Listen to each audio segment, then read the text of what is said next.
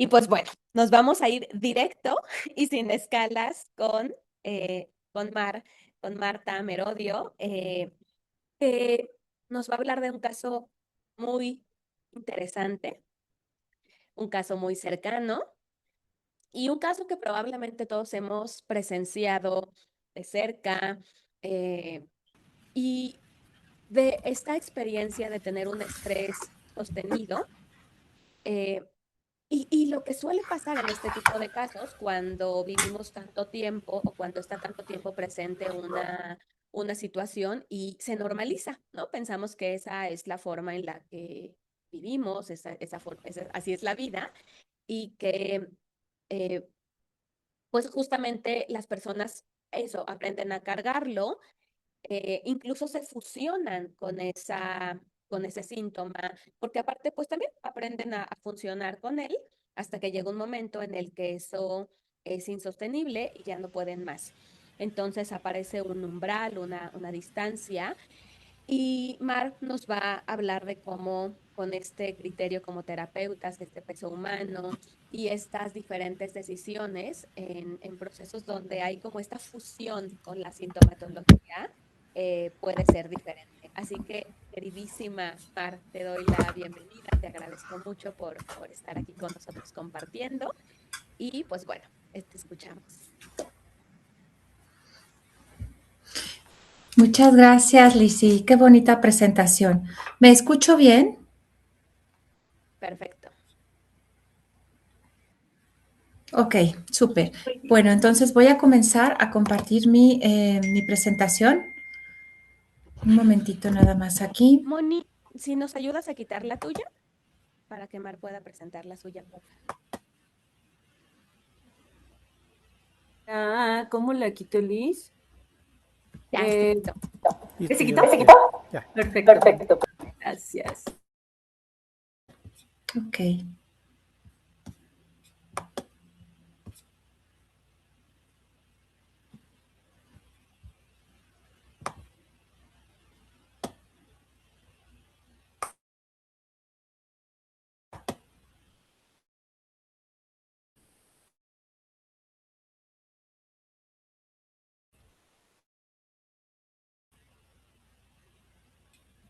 Es- ¿Se ve mi presentación? Todavía no. Ok.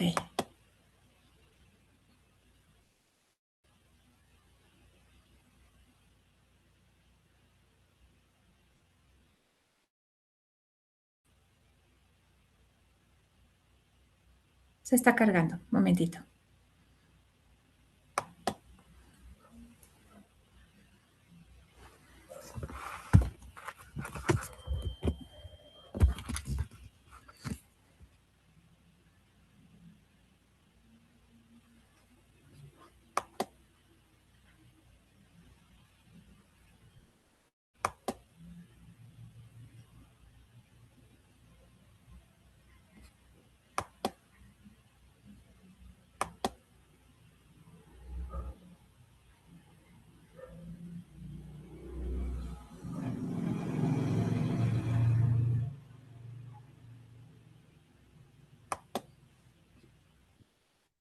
¿Quieres ayuda, Mar? ¿Quieres que te la presente?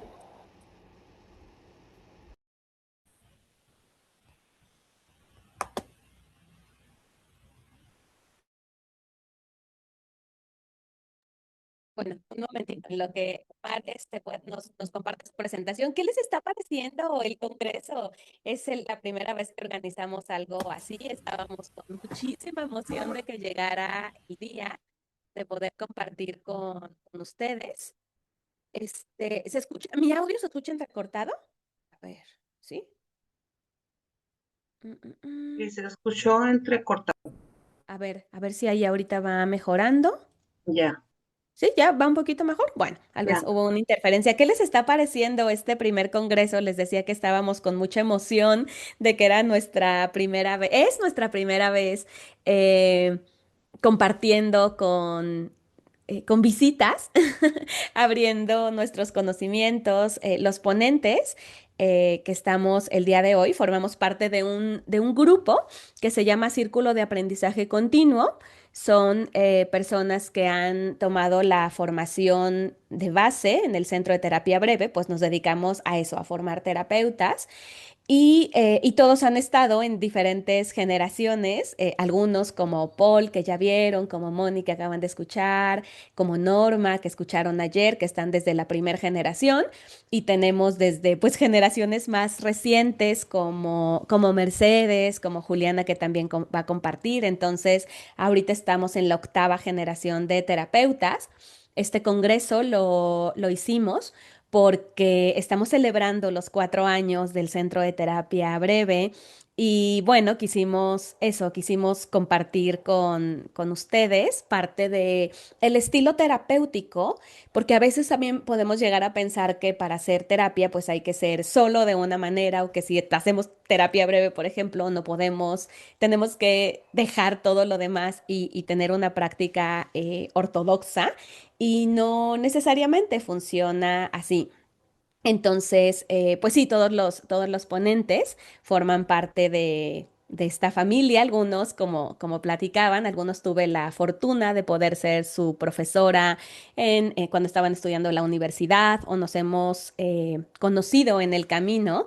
eh, a través pues de estas recomendaciones, ¿verdad? De este boca a boca como Arlet que está aquí, que me presentó con Alma y entonces así vamos haciendo la cadenita, vamos tejiendo esta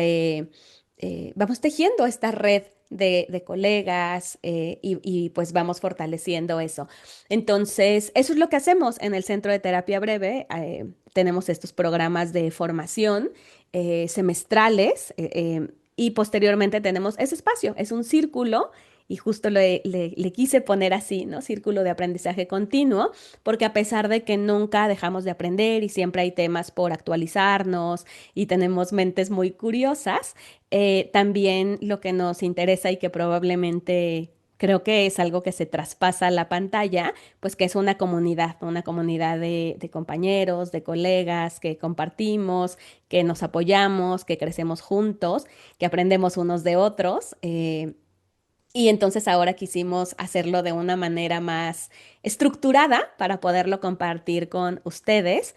Y la verdad nos emociona muchísimo que estén aquí, que puedan estar con sus reacciones, con sus comentarios, enriqueciendo la conversación, que desde el inicio fue la idea, ¿no? Aunque mi instinto de maestra y los que ya me conocen me jalaba, por supuesto, a la parte teórica, a la parte de conceptos, técnica, pues bueno, me encanta. Quisimos hacerlo diferente y quisimos más bien conversar con ustedes, así como lo hacemos nosotros en nuestro círculo, que platicamos entre nosotros, no es porque tengamos las verdades últimas, sino porque vamos compartiendo y vamos conversando cómo es que como terapeutas vamos cambiando, cómo es que vamos pensando, qué de lo que aprendemos nos funciona y entonces lo compartimos y en qué momentos detectamos la necesidad de hacer algo distinto. Entonces, es más bien eso, es un espacio donde nos compartimos, donde nos acercamos. Y bueno, pues como parte de este centro han ya surgido algunos proyectos, algunas actividades. No estaba pensado, pero bueno, les platico porque también en el chat han preguntado y aprovechando ahorita en lo que Mar resuelve a lo mejor el tema técnico, les platico un poquito del centro, ¿no? Les decía, tiene 4 años que inicia con esta idea de poder formar terapeutas ahora que recientemente, la semana pasada, antepasada, publiqué un libro que se llama Tú eres la pieza que faltaba. Igual ahorita a ver si hago alguna actividad, tampoco lo tenía pensado, pero yo soy muy de improvisar. Entonces, igual y ahorita podemos hacer alguna dinámica y puedo regalarles con mucho gusto un ejemplar a quien les interese. Es un libro que escribí de manera muy personal y platico cómo es que surge el Centro de Terapia Breve Aplicada. Y esa fue la intención. Yo pensaba el poder en la medida de mis posibilidades, claro, y siempre muy modestas estas, tratar de hacer el camino más fácil para los terapeutas que yo pudiera acompañar. Y entonces creé este espacio donde hubiera esto, compañeros, donde hubiera confianza, donde pudieras preguntar, donde eres visto, donde leen tus preguntas y te contestan y donde te formas parte. Entonces, eso es lo que hacemos. Muy bien, Mar, ya estábamos deseosos por tenerte de vuelta. Qué bueno que Una pudiste disculpa. resolver el tema. Ya tuve No, un hombre, pequeño, sí, un pequeño ahí tropiezo técnico, pero así es la eh, vida. ya sabemos que siempre tenemos el apoyo de Paul y aquí estoy Bueno, y lista. listo, Mar, pues todo Estaba tuyo. muy interesante lo que decías, Lizzy, sí. este, Muchísimas gracias y bueno, una disculpa por este contratiempo, pero ya estoy de regreso. Bueno, vamos a comenzar. Buenas tardes. Muchas gracias por acompañarnos. Yo soy Mar Merodio y el día de hoy les voy a hablar de estrés sostenido. Me gustaría comenzar con algo que estoy segura les pasa mucho en consulta. Hay pacientes que llegan diciendo, tengo ansiedad, tengo depresión, estoy estresada, pero hay otros casos donde lo más difícil no es el síntoma. Lo más difícil es que la persona poco a poco dejó de confiar en sí misma. Y justamente eso fue lo que comenzó a aparecer en este proceso terapéutico.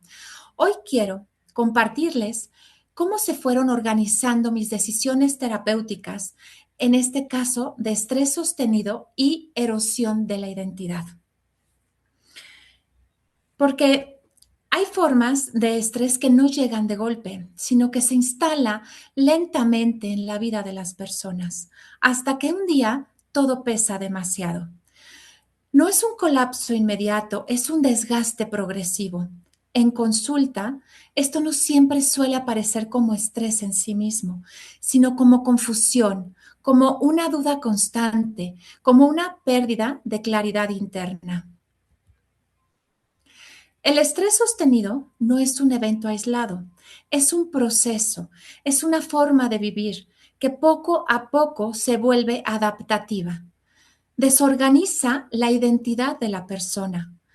Desde la terapia breve, el trabajo no consiste en reconstruir todo lo que ocurrió, ni revisar exhaustivamente el pasado del consultante, sino en enfocarnos en identificar cómo la persona ha seguido funcionando y desde ahí tomar decisiones terapéuticas que le permitan recuperar su capacidad de elegir. Más que un evento puntual, se observa como un patrón y lo que se identifica es dificultad para sostener la propia percepción, un desgaste emocional progresivo, la erosión de la confianza interna, es crónico, es relacional y acumulativo.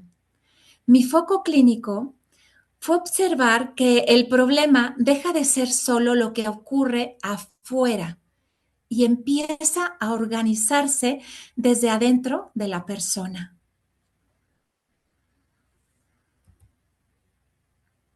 El caso clínico que abordo el día de hoy es de una mujer de 48 años de edad en proceso de divorcio. Su nombre es Carla.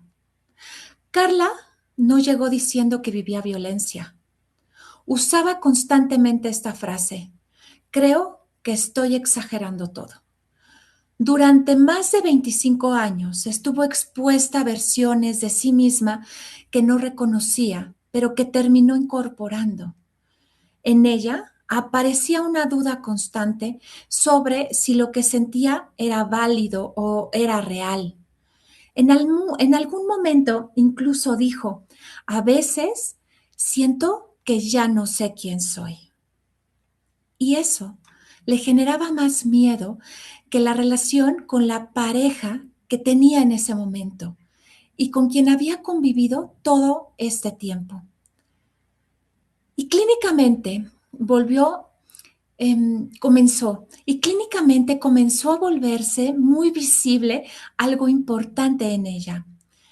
que no se observaba como una persona rota, se observaba como una persona profundamente confundida. Había una dificultad para sostener su propia versión de la realidad, un alto desgaste emocional y una sensación progresiva de pérdida de sí misma. Lo que se observaba no era solo un problema emocional aislado, sino un patrón sostenido de desautorización interna, porque no solo estaba confundida, había perdido la capacidad de confiar en su propia percepción. Aquí se identifica que el núcleo del problema no era el estrés en sí, sino la erosión progresiva de su agencia, es decir, la pérdida de reconocerse como alguien que puede decidir. A partir de aquí, el proceso terapéutico se organiza como una secuencia de decisiones con una dirección clara. Por lo tanto, la primera decisión no fue apresurar una intervención directiva, sino validar lo que la consultante expresaba y sentía en cada sesión a la que acudía. ¿Esto por qué? Porque Carla venía de un contexto de desautorización constante y en ese momento necesitaba primero sentir que su experiencia podía ser nombrada sin ser corregida, sin ser minimizada y sin ser reinterpretada desde afuera. Si yo hubiera intervenido demasiado pronto, desde la confrontación temprana o incluso desde la búsqueda inmediata de cambios concretos, probablemente habría reforzado lo que el mismo problema ya sostenía. La idea de que su vivencia necesitaba ser para sentirla real.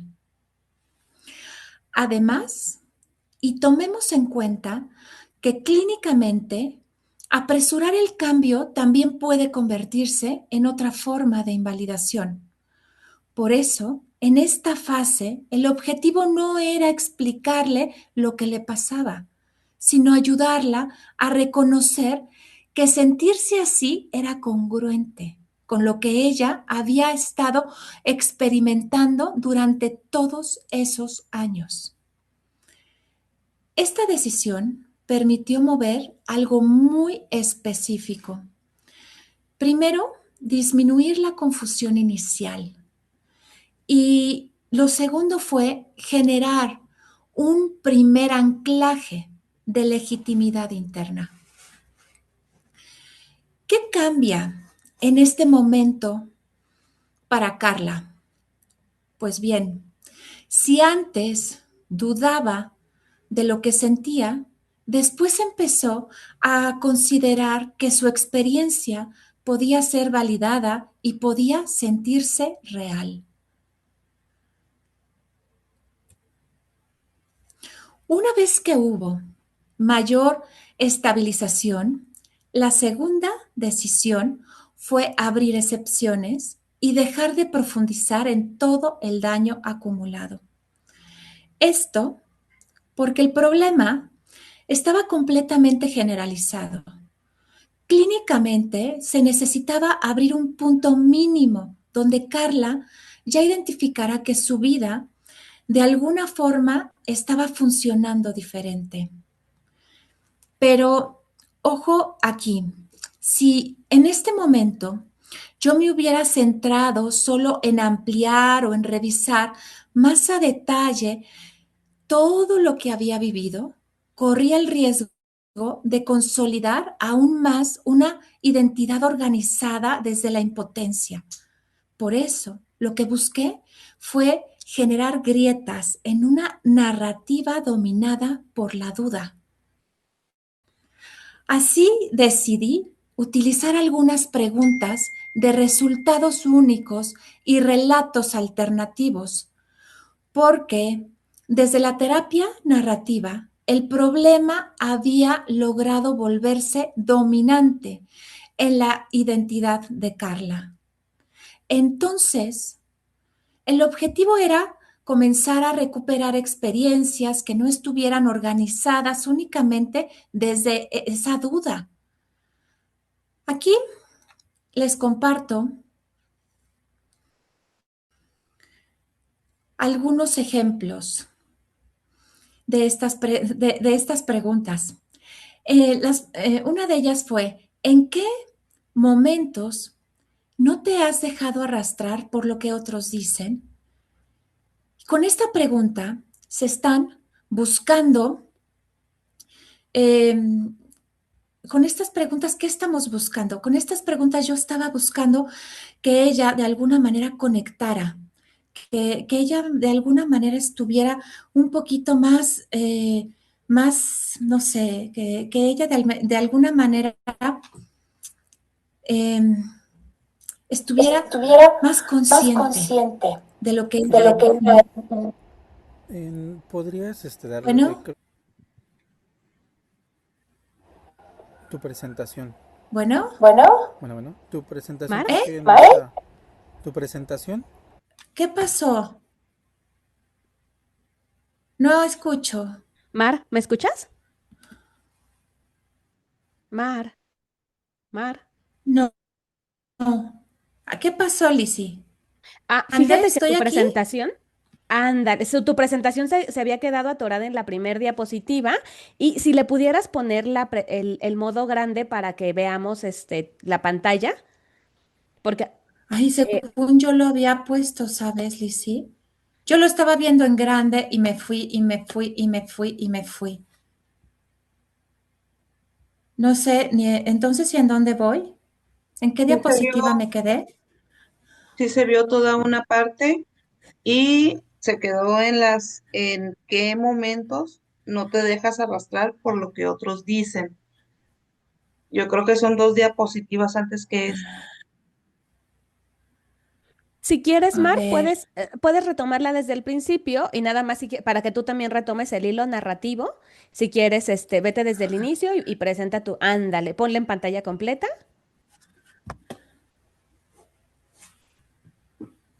Está cargando, ¿eh? a ver, Eso, ahí, perfecto. ok. Entonces, si quieres, avanza y ya nada más velas recorriendo una por una y vas tomando el como resumencito. Ya sabes, siempre el as bajo la manga, resumir para redefinir. Así que puedes hacer un resumen si quieres. Ok, bueno, pues me presenté. Yo, la presentación, pues ahí está, es estrés sostenido y erosión de la identidad, ¿no? Yo les decía que bueno, que hay casos en donde lo más difícil no es el síntoma, lo más difícil es que la persona poco a poco deja de confiar en sí misma y justamente es lo que comenzó a aparecer en este proceso terapéutico que abordamos el día de hoy. Y bueno, el estrés sostenido incluso no es un colapso inmediato, es un desgaste progresivo.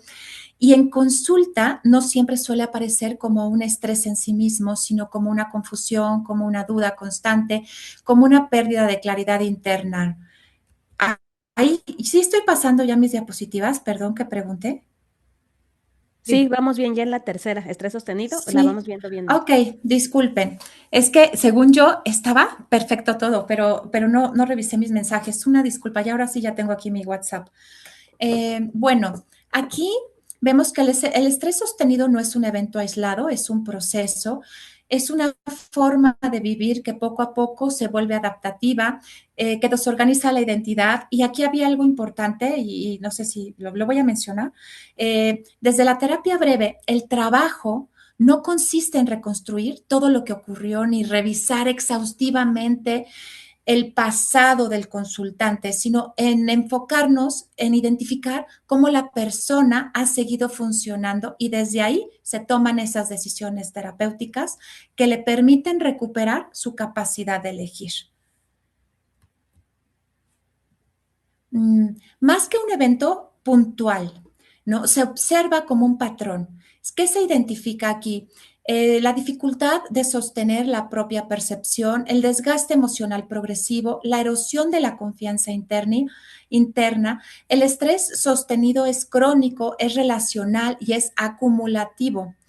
El foco clínico, en este caso, fue observar que el problema deja de ser solo lo que ocurre afuera y empieza a organizarse desde adentro de la persona.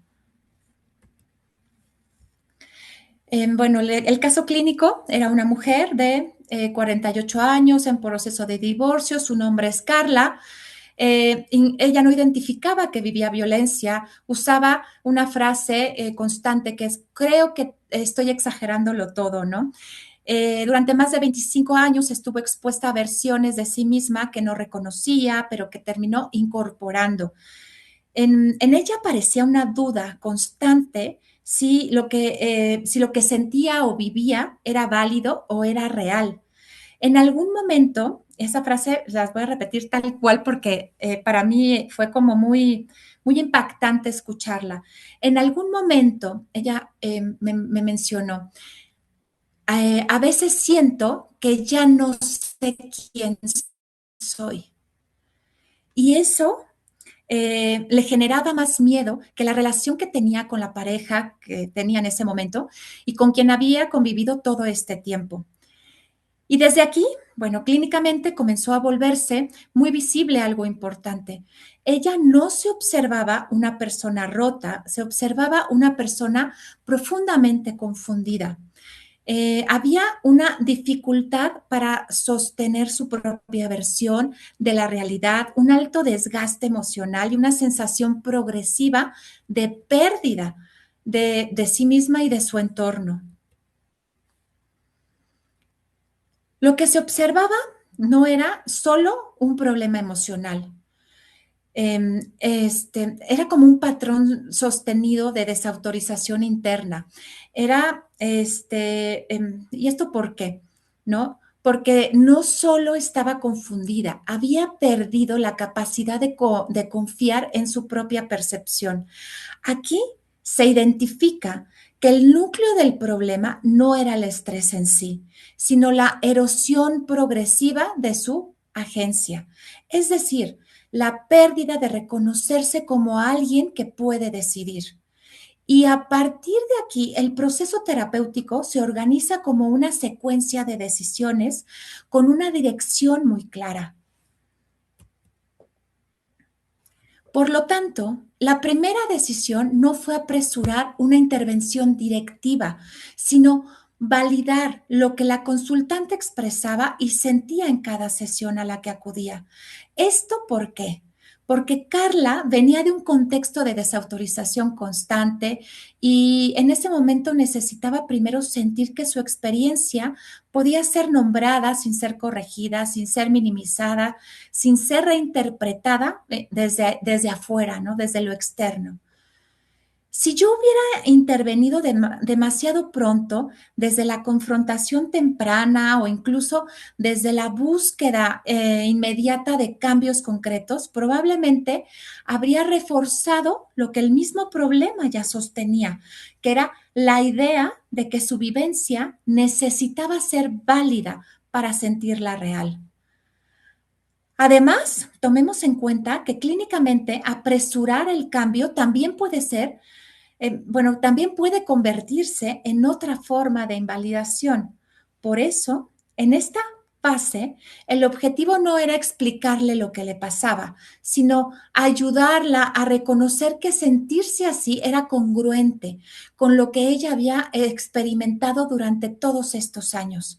Esta decisión permitió mover algo muy específico, disminuir la confusión inicial y después generar un primer anclaje de legitimidad interna.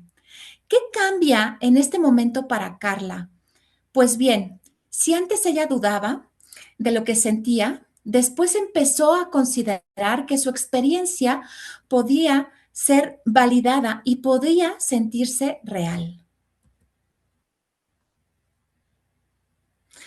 Una vez que hubo mayor estabilización, la segunda decisión fue abrir excepciones y dejar de profundizar en todo el daño acumulado. Esto porque el problema estaba completamente generalizado. Clínicamente necesitaba abrir un punto mínimo donde Carla ya identificara que su vida de alguna forma estaba funcionando diferente. Pero ojo, si en este momento yo me hubiera centrado solo en ampliar o en revisar más a detalle todo lo que había vivido, corría el riesgo de consolidar aún más una identidad organizada desde la impotencia. Por eso lo que busqué fue generar grietas en una narrativa dominada por la duda. Decidí utilizar preguntas de resultados únicos y de relatos alternativos porque desde la terapia narrativa el problema había logrado volverse dominante en la identidad de Carla. Entonces, el objetivo era comenzar a recuperar experiencias que no estuvieran organizadas únicamente desde la duda. Aquí les comparto algunos ejemplos. Creo que aquí me había quedado y ahora sí pueden ver los ejemplos. ¿En qué momentos no te has dejado arrastrar por lo que otros dicen? Y con esta pregunta se están buscando excepciones específicas y momentos concretos en donde el problema no dominó completamente. La lógica de Carla en este momento es, el problema no ha tenido el control absoluto. Yo también puedo controlar algo. Y esos son momentos muy importantes para nosotros como terapeutas, porque contradicen la narrativa dominante. Y otra de las preguntas fue, ¿cuándo has logrado sostener tu versión? Y con esta pregunta no solamente se busca una excepción conductual, lo que se está intentando recuperar es una posición identitaria y una versión distinta de sí misma, una narrativa donde ella sí existe con criterio propio. Desde aquí ya se empieza a construir, porque hay una versión de Carla que sí puede sostenerse. Y así vamos acercando poco a poco a Carla a una reautoría narrativa. Estas son herramientas enfocadas al proceso de reconstrucción de identidad, en donde primero se identifican las grietas del problema y luego se comienza a construir la identidad. Y así comenzaron a aparecer esos recuerdos, aunque fueran mínimos, donde ella sí tenía claridad. Y con esta intervención se movió algo muy importante. Por un lado, la idea de todo en mí es muy confuso, empezó a perder fuerza, pero también aparecieron referencias de ella misma y así comenzó a abrirse una autopercepción más flexible.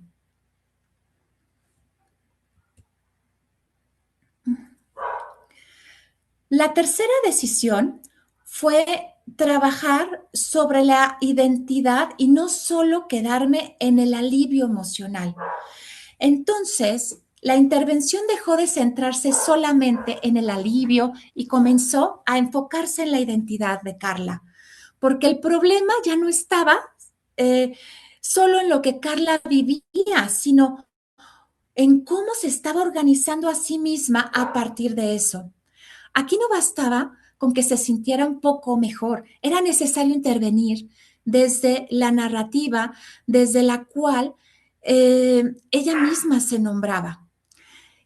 Si me hubiera quedado solo en esta regulación emocional o en el reconocimiento de excepciones, el riesgo era lograr un alivio parcial sin modificar el lugar desde el cual Carla se percibía. Por eso el objetivo fue moverla de una identidad organizada desde la duda hacia una identidad capaz de integrar evidencia de recursos propios y de permanencia. Aquí las intervenciones se centraron en identificar ¿Qué decía de ella el seguir buscando claridad? Y por otra parte, también era importante identificar qué parte de ella no se había rendido. ¿Por qué quería continuar? ¿O por qué había continuado? ¿Qué le permitía seguir avanzando o querer avanzar? Esto permite mover una idea central. Dejó de verse solo como alguien confundido y también empezó a reconocerse como alguien que había resistido, que había observado y que había sostenido algo súper valioso de sí misma eh, para pasar este capítulo de su vida y a pesar del contexto en el que había ella vivido. Ok, aquí vamos a hablar de la recuperación de agencia de Carla. En este punto entramos al eje central de este proceso. La cuarta decisión fue no enfocarme ni esperar una gran transformación externa para hablar de cambio, sino introducir microdecisiones dentro del mismo proceso, porque justo en este momento pedir cambios grandes habría sido clínicamente incongruente, ya que le habría exigido a Carla una fuerza que no tenía, y que ella estaba tratando de recuperar. Además, si el cambio se planteaba únicamente como una gran ruptura o como una decisión definitiva, era probable que el problema volviera a confirmarse a través de la parálisis. Por eso, lo importante no era que Carla hiciera algo espectacular, sino que pudiera volver a sentir que todavía podía elegir. Desde este punto, se toma una ruta muy clara, que era trabajar en identificar decisiones pequeñas, incluso mínimas, que ella pudiera comenzar a tomar. También se trabajó en la diferenciación. Era importante comenzar a diferenciar entre lo que otros decían y lo que Carla observaba de sí misma. Esta decisión permitió mover algo fundamental, porque logró pasar de una posición reactiva a una posición con mayor autorreferencia, en donde todavía, eh, eh, en donde no había todavía como un cambio total en un contexto total, pero sí se empezaba a ver una diferencia en quién estaba tomando la última palabra. En este momento del proceso decidí introducir un ejercicio centrado en recuperar su narrativa personal, porque existían suficientes elementos terapéuticos para comenzar a construir una versión más propia, una versión más estable. Sobre la consigna terapéutica en donde durante años has escuchado muchas versiones sobre ti, pero hoy vamos a empezar a construir la tuya. Aquí utilicé preguntas guía, como ¿qué sabes de ti que sigue siendo verdad? ¿O cuándo fue la última vez que te sentiste tú misma? La importancia de esta intervención no fue solo el contenido de las respuestas, sino la función que éstas cumplen: devolverle a Carla el lugar de autora de su propia historia y así comenzar a construir una versión menos dependiente del entorno.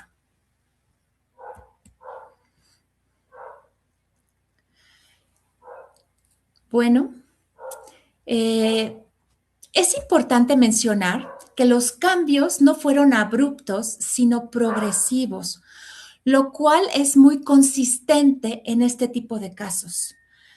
Carla mostraba mayor claridad interna, disminución de la confusión, fortalecimiento del criterio propio y sus propios actos de autonomía.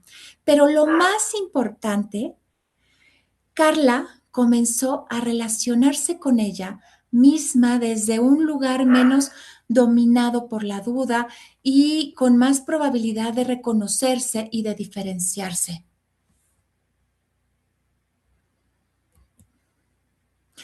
Y así llegamos al cierre clínico. Mi trabajo terapéutico no consistió en agregar algo nuevo, sino en tomar decisiones clínicas que le devolvieran acceso a una capacidad que nunca perdió por completo, su capacidad de decidir sobre su propia historia. Y este fue para mí el verdadero centro del proceso.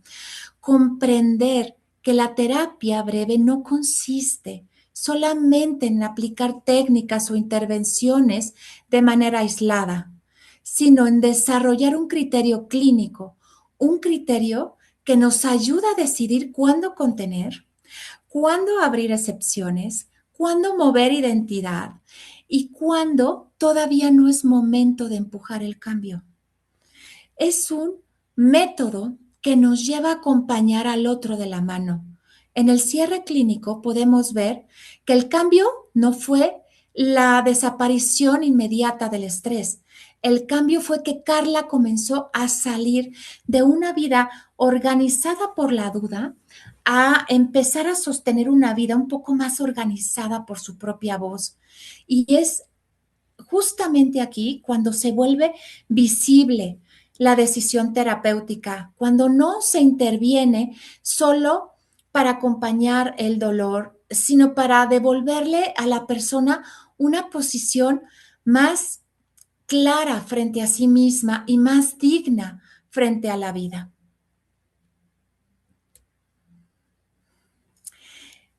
En la terapia breve, las tareas se vuelven sugerencias de trabajo y estas no fueron elegidas únicamente como ejercicios entre sesiones.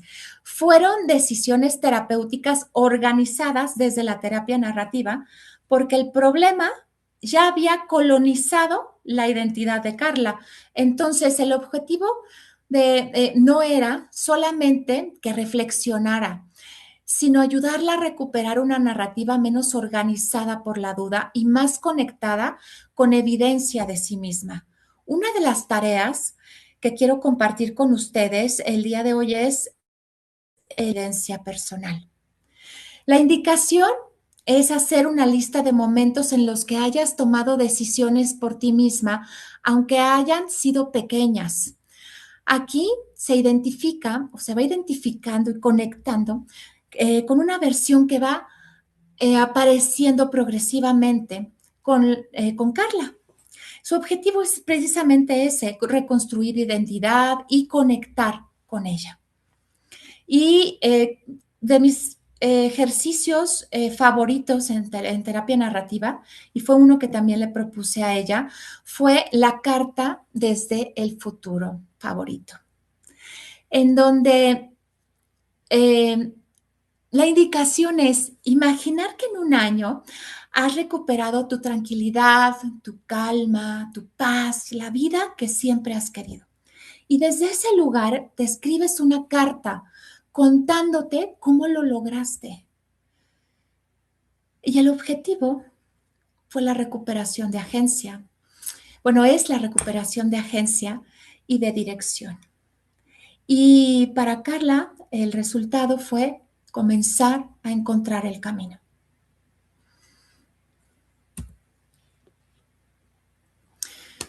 Bueno, y algo que este caso me enseñó profundamente es que muchas veces las personas que viven estrés sostenido, como en el caso de Carla, no son personas débiles, son personas que llevan demasiado tiempo sosteniendo, adaptándose, sobreviviendo, incluso dudando de sí mismas, mientras siguen funcionando. Y entonces el trabajo terapéutico deja de solamente disminuir síntomas y empieza a convertirse en un espacio donde la persona puede volver a escucharse, puede volver a diferenciarse y puede volver a reconocerse. Porque cuando una persona vive estrés sostenido muchas veces no necesita aprender a ser fuerte, porque ya ha sido fuerte durante demasiado tiempo. Lo que necesita es recuperar el permiso de volver a confiar en ella misma. Y así, muchas mujeres como Carla, que no necesitan que alguien más, que alguien más les diga quiénes son. Solamente necesitan un espacio terapéutico suficientemente seguro para recuperar su vida.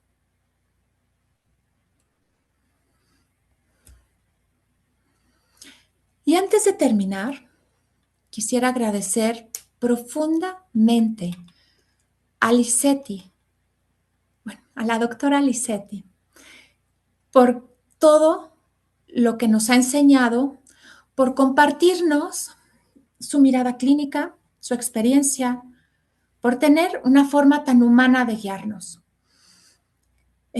por ayudarme a creer que puedo.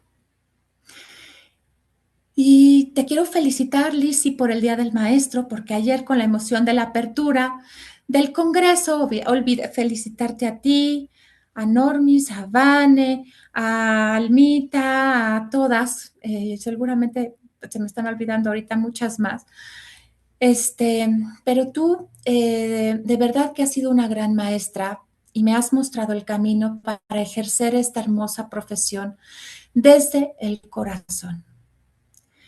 Y me gustaría tomar un tiempito más, porque también quiero agradecer a mis compañeros, porque algo muy, muy, muy valioso de este proceso ha sido encontrar personas solidarias, tan generosas, tan presentes, tan humanas, tan cálidas, tan compartidas. Gracias por acompañarnos entre todos, no solamente como terapeutas, sino también como personas y también como amigos. Para mí ha sido un verdadero honor y hasta un privilegio compartir este congreso con cada uno de ustedes. Yo los admiro mucho. Muchas gracias. Ay, Mar, nosotros te admiramos a ti también. Muchas gracias. Este, Muchísimas gracias por esas palabras tan bonitas. Y ahorita vas a ver aquí en el chat, tienes muchísimas palabras muy bonitas, este, de cómo hiciste, y aunque hubo esta situación técnica, nos envolviste en el relato, en el caso, y y bueno, acá te ponen muchas palabras. Te voy a leer algunos de los comentarios, algunas preguntas. Te dicen, me encanta, muy bien explicado y nombrado todo. Me interesaría saber si te ha sido fácil identificar las fortalezas en los consultantes y si el método terapia breve te ha ayudado para esta guía u orientación. Te pone Margarita que eres muy elocuente, que muchas gracias, que felicidades, que le ha gustado mucho, que Carla debe haber sentido esa sororidad que transmites, muy bonito. Sí la sintió, ¿verdad, Gracias. Mar? Sí, Qué así es. extraordinaria forma de abordar y explicar el tema. Gracias. Muchas felicidades y gracias por compartir tu ponencia. Nos dice Normis que se nota que dominas el tema del que hablas. Te pregunta también Giovanna que cómo diferencias el estrés de un proceso traumático. También te pregunta Margarita si en algún momento tomó conciencia de que lo que vivió era violencia, no para quedarse ahí, pero para ponerle nombre a lo vivido. Te preguntan también, Arlet, cuando el estrés es causado por su pareja, ¿consideras que debe alejarse de la persona que le aporta tanta negatividad o empoderarse y enfrentarlo? Te dan las gracias, que les encanta, que les encantó, que eres extraordinaria, me encantó todo, Muchas gracias. que tienes una manera muy especial de narrar la terapia, muy humana, felicidades, qué caso tan representativo. Pues muchas felicitaciones te ponen por acá. Muchas gracias a todos. Muchas gracias pues a los asistentes, mis compañeros. La verdad es que tuve el apoyo de todos para participar hoy. pues ya vieron, ¿no? El incidente del internet y luego el apoyo de mis compañeros detrás. Paul, eres un ángel, muchísimas gracias. Lizzie, bueno, pues ya dediqué unas palabras, pero muchas gracias por permitirme como retomar el tema cuando dije en cuál diapositiva voy. Y al prepararla, lo que pasó fue, no, ¿le pongo número? No le pongamos número, lo vamos a... Y bueno, yo creo que esto que pasó fue como parte de, ¿no? De la experiencia. No sé si escuché por ahí algunas preguntas, Sí. ¿no? Que ¿Quieres creo que te que las vaya repitiendo fíjate, para? me quedé con una que me llamó mucha la atención de entre todas, porque hablaba como de diferenciar ay, ¿cómo lo puso? Como el estrés de un proceso traumático, ¿no? Y yo aquí quisiera hacer como, pues, compartir, ¿no? Yo, en este caso, no lo observé yo únicamente como ese evento traumático puntual. Lo que yo intentaba precisamente era quitarle todas las etiquetas de diagnósticos que ya Carla traía, ¿no? Sino lo vi como una exposición prolongada a dinámicas de desgaste, de duda y de desautorización, ¿no? Como de esta pérdida de voz, de la anulación. Yo desde ahí partí, más que en centrarme en etiquetarlo, mi lectura también pues fue mi lectura, pues no sé si mi lectura clínica, clínicamente hablando, fue observar como este contexto, pues había comenzado a organizar en ella la identidad y la percepción, ¿no? Eh, completamente generando como una pérdida pues sí, del entorno real, de lo que estaba viviendo. Y justamente por eso las decisiones terapéuticas se enfocan mucho como en recuperación de agencia, en que se volviera a escuchar ella, en reconstrucción de identidad, en llevarlo un poquito al futuro. Y ahí no es como con este contexto de ve y sueña, ¿no? O sea, o visualízate, y visualízate me gusta un poco más porque ella empezó de verdad como a ir caminando, abriendo ventanas, puertas y descubrir un mundo de nuevo que ella misma había cerrado. Muchas gracias, Mar. Pues retomando una de las preguntas que te hacían es si que preguntaban al inicio, me interesaría saber si te ha sido fácil identificar las fortalezas de los consultantes y si el método terapia breve te ha ayudado para esta guía u orientación. Definitivamente sí. La verdad es que es un entrenamiento de alto rendimiento. Yo así lo pondría. En donde sí encuentras lo que necesitas para volverte un experto escuchando, para tener herramientas para tu, para organizar tu consulta, para identificar momentos, y momentos no nada más, momentos en los que hablo, en los que me callo. A veces sentimos que como terapeutas podemos hablar y hablar y hablar, y cuando hacemos silencio, logramos mucho más. Y eso yo pues lo aprendí con Lizzie en el Centro de Terapia Breve Aplicada. El silencio está a veces lleno de información. Y sí, son herramientas que yo fui aprendiendo y poniendo en práctica. Y entre más uno las pone en práctica, pues uno va encontrando como la parte, yo no voy a decir de volverte experto, pero sí de cada vez poderlo lograr mejor. Sí. Gracias, Mar. Y luego hay un par más, que te preguntaba Giovanna de cómo puedes diferenciar el estrés de un proceso traumático y también que si en algún momento tomó conciencia de lo que vivió era violencia, de poner límites y nombre. No, no identificaba violencia. No identificaba violencia, ella simplemente se había ido adaptando a, a lo que le iban, pues a lo que iba enfrentando día a día, ¿no? Iba tomando la información de lo que, no sé, es que como que son dos cosas. Ella no identifica violencia porque es un proceso, es como por un lado está la información que puede ser, que puede ser pues a lo mejor violenta, y por otro lado está ella, con este estrés que le quita la claridad para ponerle un nombre o para poner incluso un límite.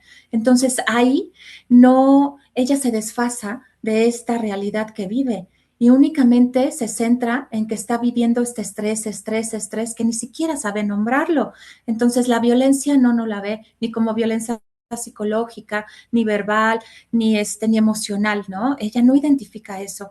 Lo que identifica es que